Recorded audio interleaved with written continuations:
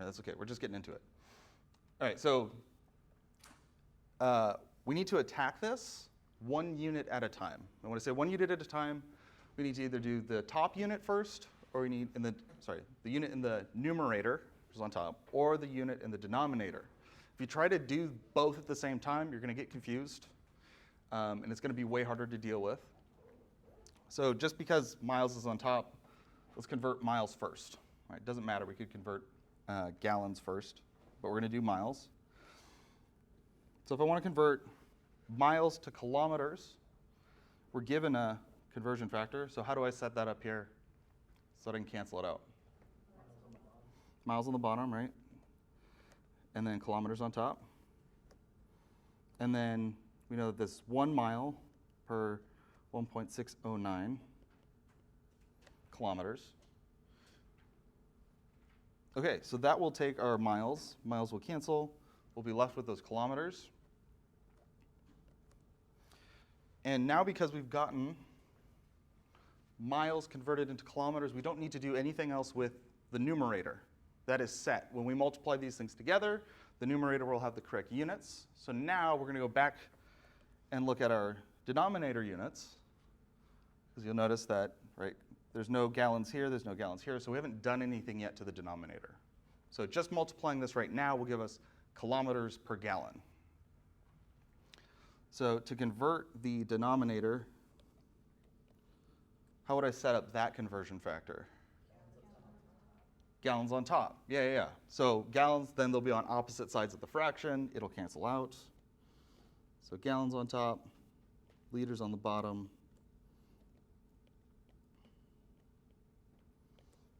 Awesome.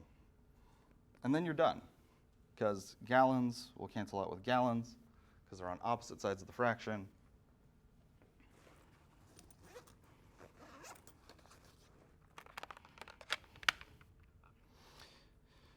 And then we'll do 48. Oops. 48 times 1.609 divided by 3.785. And that's going to be 20.404. More decimals than that, but how many sig figs should we have? 3. 3 sig figs, because we started with 3 sig figs here. So it'll be, oops, let me do it like this. 20.4 will have the correct sig figs, kilometers per liter. But then since this is greater than 10, let's go ahead and do it in scientific notation. 2.04 times 10 to the 1 kilometers per liter. So you can write out the units in a single line like that. And more often than not on exams and things, that's how you'll see them written. Takes up less space. But that is the same as kilometers over liters. And then that number, 2.04 times 10 to the 1, will stay on top with the kilometers. Cool. So that's one way to convert those. Let's do another one. We have a car is driving at a velocity of 65 kilometers per hour. What is the car's velocity in meters per second?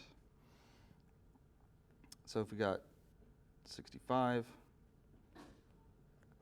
actually let me write this farther up. Kilometers per hour. So now I'm going to show you a different way. So if the first way is confusing, or if you don't like it, if you want a different way to do it, you can actually break these kinds of problems up into 2 separate problems. So instead of treating the whole thing at the same time, and then trying to do the top, convert the top, then convert the bottom, we can say, instead of doing this all together, I'm just going to convert 65 kilometers into meters. And I'm going to convert 1 hour into seconds. Should have given myself more room. So we can do this as 2 separate problems, and at the end, we'll bring them back together by dividing kilometers by, or meters by seconds. So if we want to convert kilometers into meters, I guess I'll rewrite this. What's the conversion factor for kilometers to meters? 1,000 meters? Yeah. So kilometers on the bottom, 1,000 meters on top. So this will be 65,000.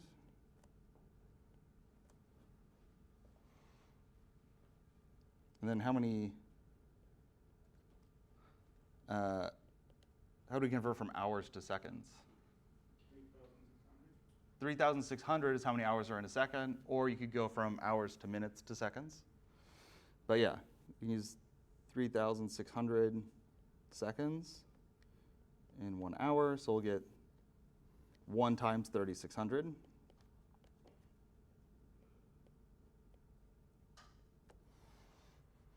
But our final answer needs to be in meters per second. So we can take 65,000 meters over 3,600 seconds. And when we divide here, because we have 2 different units, they're not going to cancel out. They're going to stay there. But what this effectively does is it makes seconds 1. So that we're going to get 18, just 2 sig figs here. So 18 meters per second,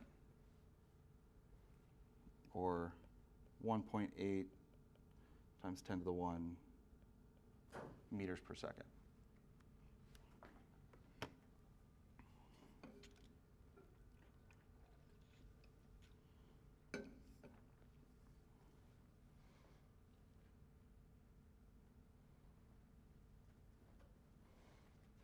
Does that make sense?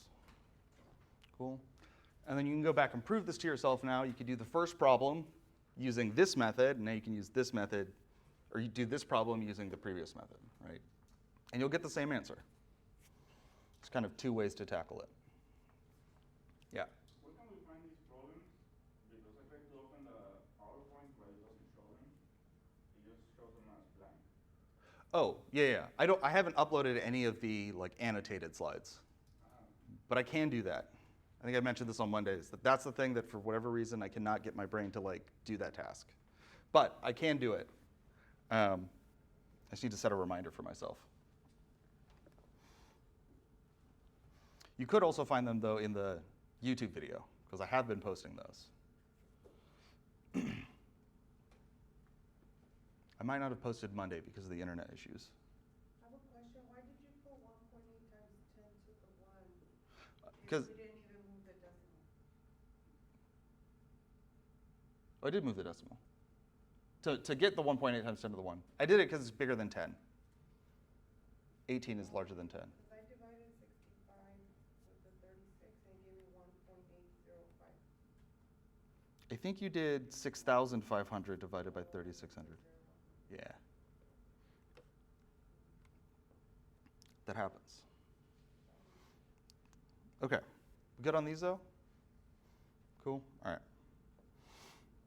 So these I'm going to kind of go quickly through because we talked about them. But they are a very frequent mistake. And if after seeing any of these problems, you need to go back and you haven't uploaded or you've already uploaded your unit analysis worksheet and you're like, oh, actually, maybe I did that problem wrong. If you re-upload it, I will just grade the last one that you uploaded. You can re-upload it as many times as you want. Just make sure that the last one is the one that you want me to grade. All right, so when we're converting units raised to a power, the conversion factor must also be raised to that power. And I showed you one way to do this, and I'm going to show you the other way to do it. Although I find that the other way to do it, people usually make mistakes. So let's say that we have 10 centimeters cubed. We want to convert that into inches cubed, right? So the method that I showed you was to, and the conversion factor, 2.54 centimeters equals 1 inch. So we want inches. We're going to cancel out centimeters. And then this conversion factor is just for centimeters to the first power. So we have to do that 3 times.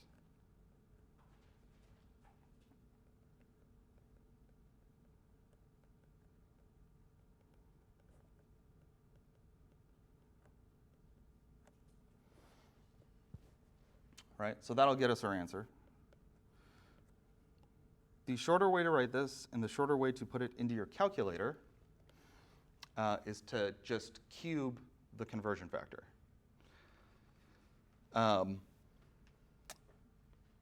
Because what happens if if I took 3 times 3 times 3, right? Raising something to a power means multiplying it by itself that as many times as the power. Right, so 3 times 3 times 3 is the same as 3 raised to the 3rd power. So I can take my conversion factor and this conversion factor specifically, and I'll just do 2.54 centimeters over 1 inch, and then put parentheses around the whole thing and raise it to the 3rd power. Now that's the same as 1 over 2.54 times 1 over 2.54 times 1 over 2.54. Learned that yesterday. Ah, yeah. Learned what a caret is, too. Yes. Actually, yeah, and for everybody else who doesn't know, that's a caret. So if you ever see in a text message, if you text me about a question and I send you that symbol back, you maybe by context could figure out like, oh, that means raised to a power, but that is what that does. Yeah, yeah. You'll encounter it at some point. Now, the reason that I showed you the first method is because I think it's harder to make the mistake that you make with the second method. So in the second method, what people will do is they'll say, oh, this raised to the 3rd power, and they'll just rewrite it as 1 inch cubed over 2.54 centimeters cubed. That's wrong, because we didn't cube 2.54. So 2.54 raised to the 3rd. This should be 16.387064, because that's 2.54 times itself 3 times. That being said, if you do type it into your calculator, just like this with the parentheses, it will give you the right answer. But you can't just change the units to cubes or squared and have that work.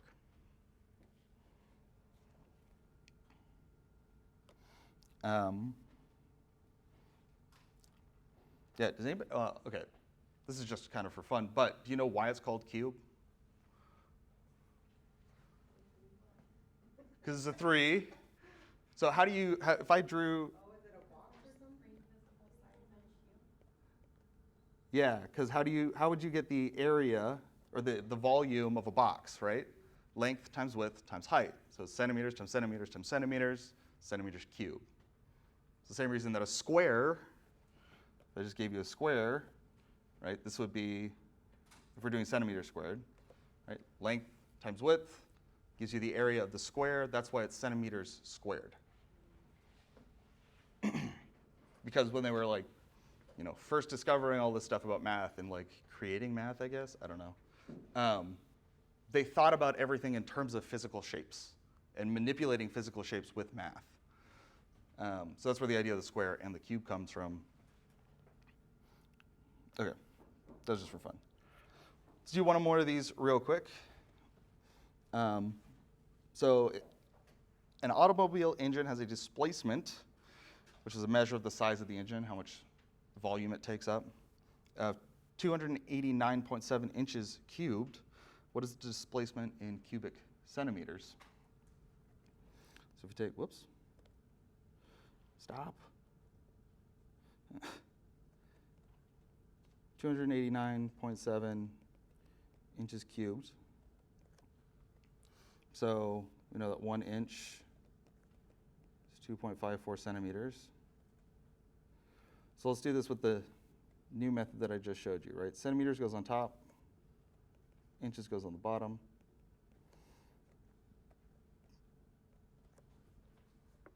So go ahead, and if you have a calculator, type this into your calculator. and make sure that you get the same answer that I do.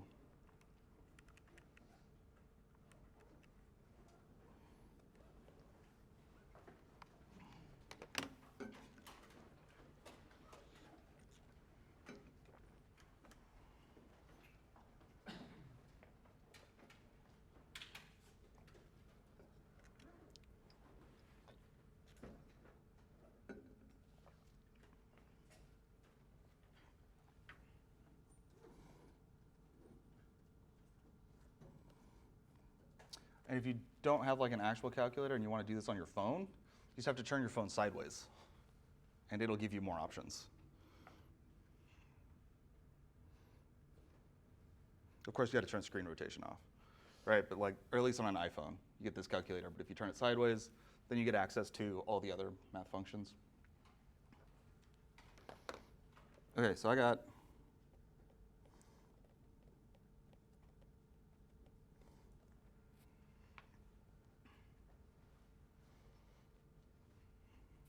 and that'll be in centimeters cubed. It's actually a really big engine. But, wouldn't we just be using the fourth numbers for significant? Oh, yeah. I'm just writing out so you see the whole thing on the calculator. Yeah, that's not the final answer. Yeah, this would just be 4 sig figs. So we would round it off at the 7. But then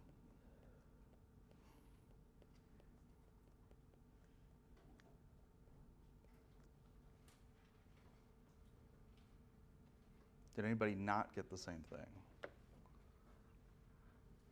I did it first because I added the cube into the first.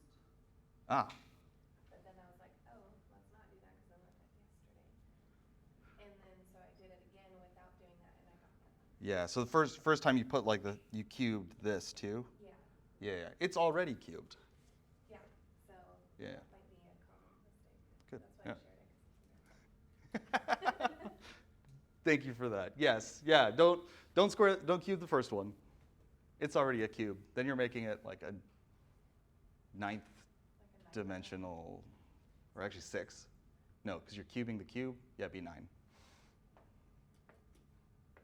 When people talk about higher dimensional math, that's kind of what they're talking about. But yeah, there's a lot of common mistakes. I used to mess these problems up when I took Chem 1 and Chem 2 here. A lot. So, but yeah, this would be the final answer there. If you don't want to speak up in front of everybody, but you still have questions about like how to type it into the calculator, please ask me. I want to help. I don't want you to like go into an exam and get these questions wrong. No need. Okay, again, we'll just go through this very quickly.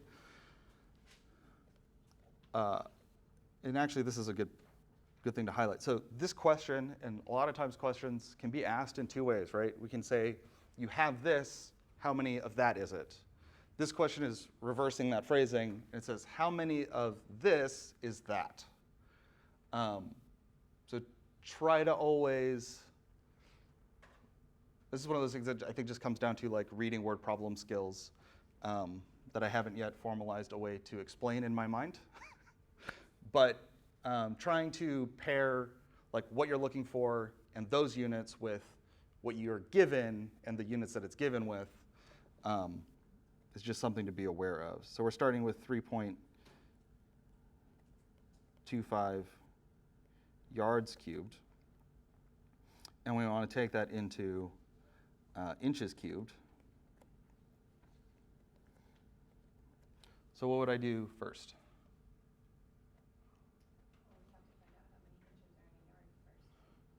So we could do inches in a yard, but we know how many inches there are in a foot, and we know how many feet there are in a yard.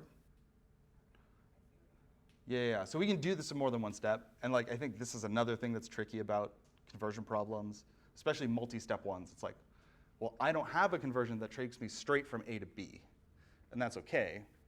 And you could also go from, you could take very, very roundabout ways to get to your answer. But yeah, so we can do yards into feet first. So how would I set up this first one? yards at the bottom, feet on the top. And then 1 yard is going to be 3 feet. And then you need to cube this. And then now we got to go from feet cubed to inches cubed. Move this. So 1 foot on the bottom, 12 inches on top. Cube that. So again, make sure you're typing this into your calculator as well. Make sure that you're getting the same thing as me. And if you're not, also let me know just in case I accidentally made a mistake. That happens.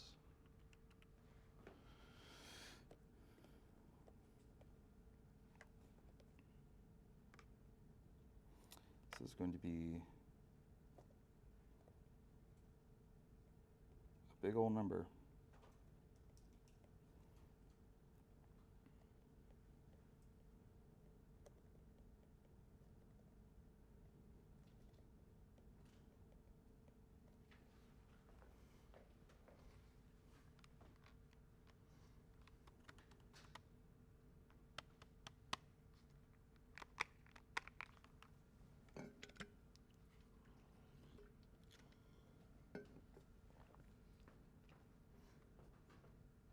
Everybody get it? Anybody have questions?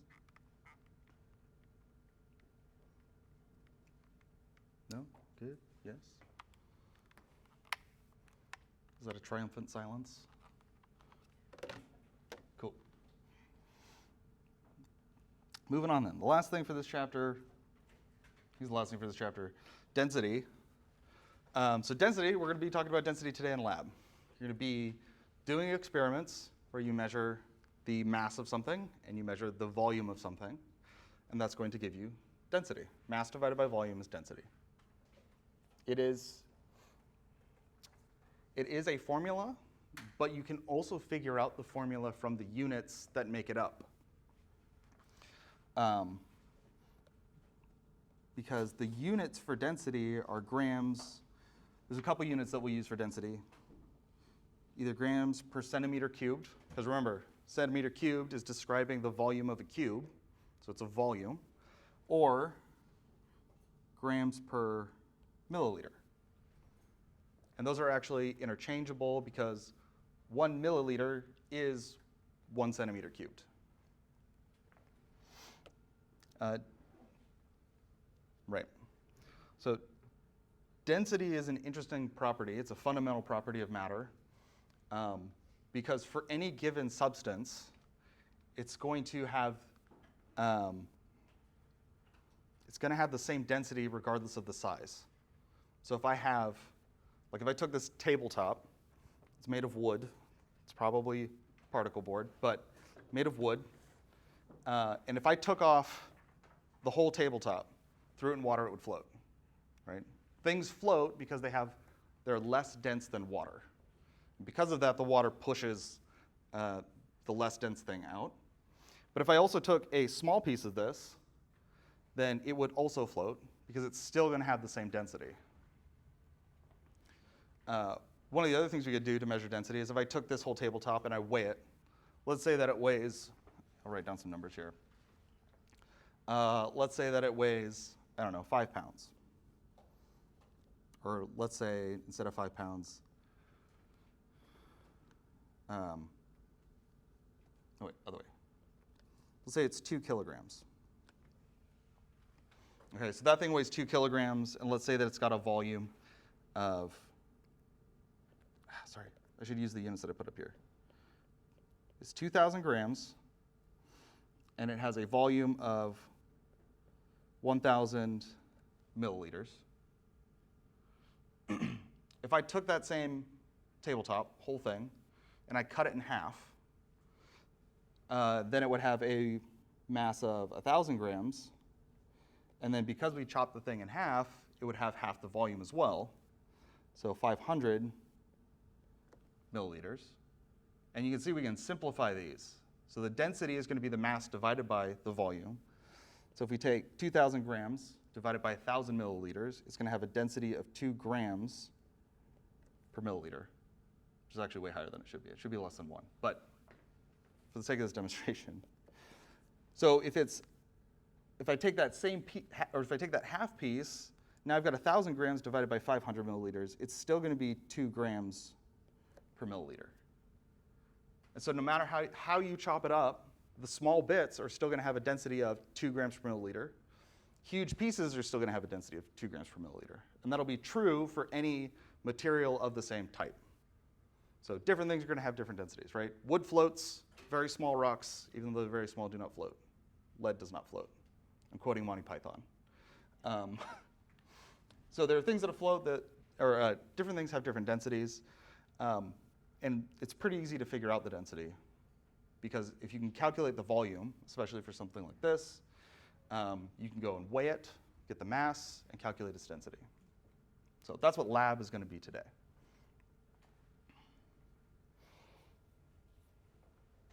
This is rehashing it. So if a sample liquid, well, let me read this. But we calculate the density of a substance by dividing the mass by a given amount of the substance by its volume. And that gives us the correct units. So if a sample of liquid has a volume of 22.5 milliliters and a mass of 27.2 grams, mass divided by volume is density. So 27.2 divided by 22.5, 1.21 grams per milliliter.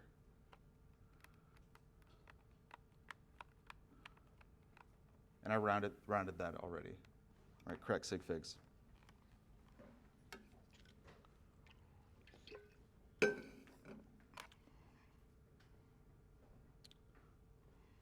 the next slide here real quick. Okay. So now let's say I've got the same liquid, and I'm using this liquid for an experiment, and let's say I need 100 grams of this liquid. So if I need 100 grams, but I don't have a scale, I do have like measuring cups, so I can measure the volume of the liquid.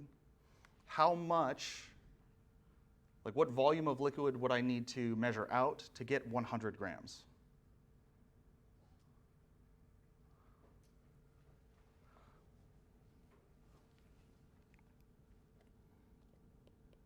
What does that look like? So would you divide 121 or 100 by 121, and then that's how many milliliters you would need? Yeah. Density is a conversion factor. So just like with the table, if I knew I could cut it in half, I would get half the mass. I also get half the volume. That ratio is consistent. So for any liquid or solid thing, we can take our density of it and use it to convert from grams to milliliters. So then this would be 1 milliliter on top, 1.21 grams on the bottom. So yes, we end up dividing by 1.21. And so 100 divided by 1.21 will give us 82.6 milliliters. So that's how much I would need to measure out to get 100 grams.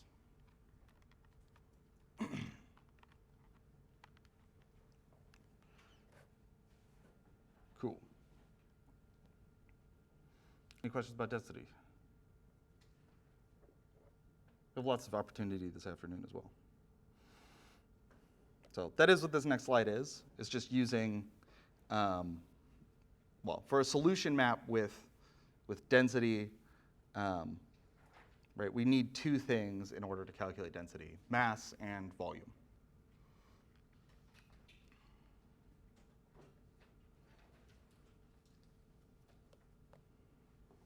How much do you have left here?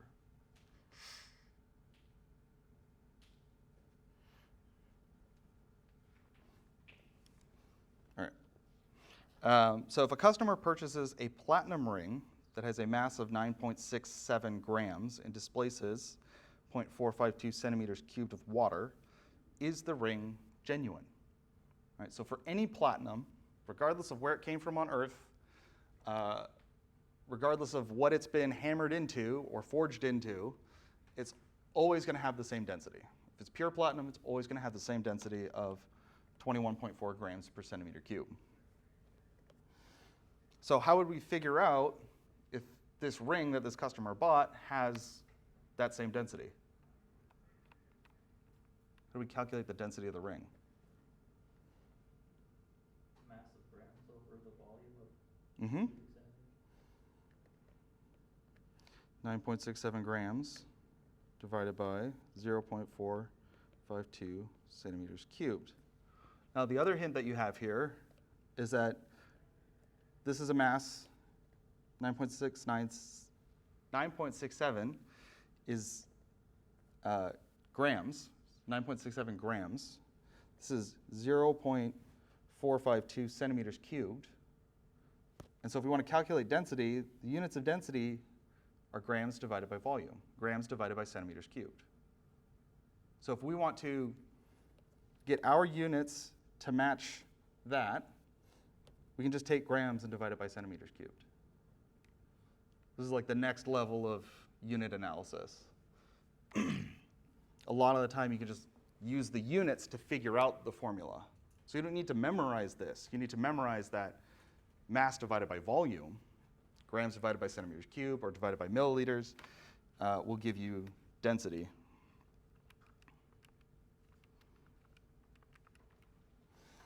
So it's going to be 21.4 grams per centimeter cubed. So is that a genuine platinum ring? Yeah. The densities match.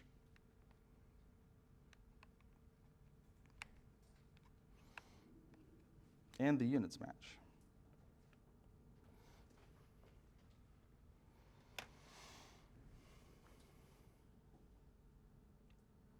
Okay. Got to keep moving. So we can use the density, I guess I already explained this, for a liquid substance with a density of 1.32 grams per centimeter cubed. What volume should be measured to deliver a mass of 68.4 grams? Kind of already did this problem. And actually, this problem also illustrates which of these numbers do we start with? Why? Because that's the mass, yeah. And it's not a conversion factor. All right, so we want to turn this into something else. So we're going to start with the 68.4 grams. And then we'll use the density as our conversion factor. So how do I set that up? Volume over grams, yeah. 1 centimeter cubed over 1.32 grams. 68.4 divided by 1.32. Oh, I missed the decimal. There we go. So it's going to be 51.8 centimeters cubed.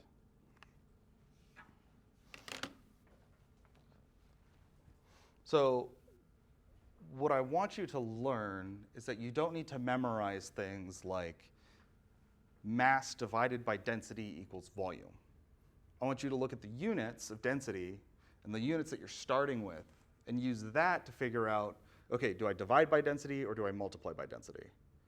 Because if you can do that, then you can figure it out every time, instead of just trying to rote memorize some step, which is really easy to mess up, because then how do you check it aside from the fact that you memorized it?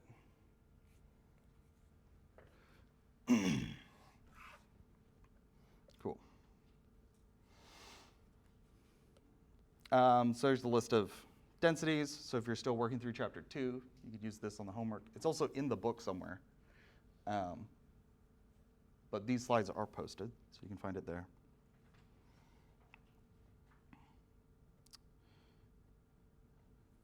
Yeah, let's do one more of these. Okay, so if we have A drop of acetone, which is nail polish remover, has a mass of 35 milligrams and a density of 0.788 grams per centimeter cubed. What is its volume in cubic centimeters? So what are we starting with? 35 milligrams. And we want to get from milligrams to cubic centimeters. What's our first step going to be?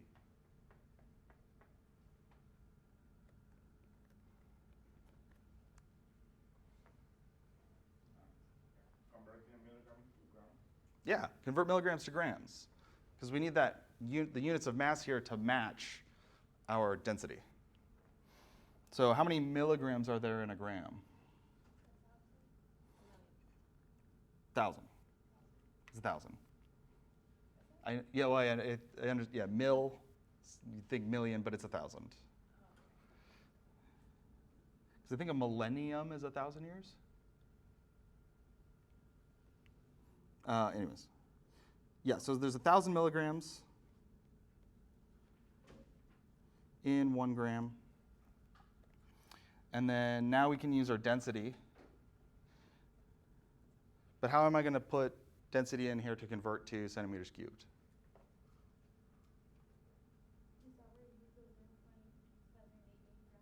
Mm-hmm. So 0.788 grams on top or bottom? Bottom. Denominator. Because that will cancel out with grams here. And 1 centimeter cubed on top.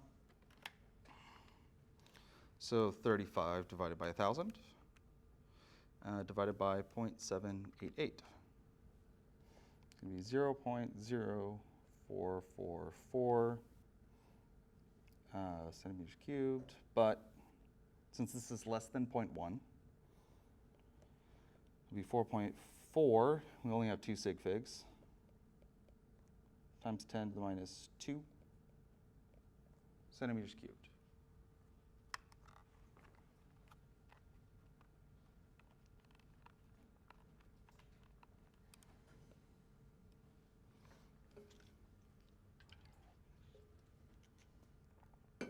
Alrighty. So again, using this as a conversion factor, and not trying to use really the formula for density to figure out how we convert, but using the units instead.